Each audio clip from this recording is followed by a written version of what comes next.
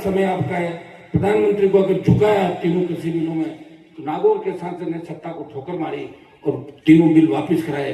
अब अग्निवीर की पारी है, सेना को जो ठेके पे दिया उसका विरोध कर रहे हैं। एक दिन अखबार में आप ये पढ़ना कि अग्निवीर समाप्त हुआ और पूर्व की भांति सेना भर्तियां लागू हो गई। देश में पहलवान बेटियों की बात हो या विकास की बात हो या संघर्ष की बात हो या माफिया के खिलाफ हुंकार की बात हो, जब थक जाते हैं लोग, सोचते हम कहाँ जाएं, तब आपको एक चीज नजर आती है कि हमारा भाई अभी बैठा है, हम वहां जाके करा लेंगे।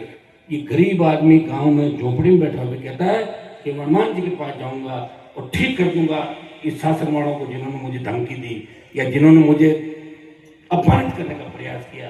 तो भाइयों, ये आपका आशीर्वाद का ही परिणाम है। देखिए, मुझे मजा आता है संघर्ष के अंदर। मैं तो 20 साल पहले सत्ता के अंदर आ जाता, कौन रोक रहा मुझे बताओ? सत्ता तो तैयार बैठी है, आओ हनुमान जी सवारी करो सत्ता की। लेकिन एक बार ही कर पाऊंगा, दोबारा फिर मेरे हिसाब से नहीं चल पाऊंगा। इसलिए मैं चाहता हूँ सत्ता पूरी आपके हाथ में है, और जिस दिन सत्ता के अंदर आपकी एंट्री होगी, न तो कोई पेपर लीक होगा, जहाँ किसान का खेत है उसको वहीं उसका राइट मिलेगा और रोजगार भी मिलेंगे, तमाम नदी नाले आ जाएंगे और व्यवस्था ठीक हो जाएगी। इसलिए सत्ता में हमारे देश से मजबूत लोगों को आने की आवश्यकता है, वो हमारे नहीं आ रहे हैं, आपके लिए।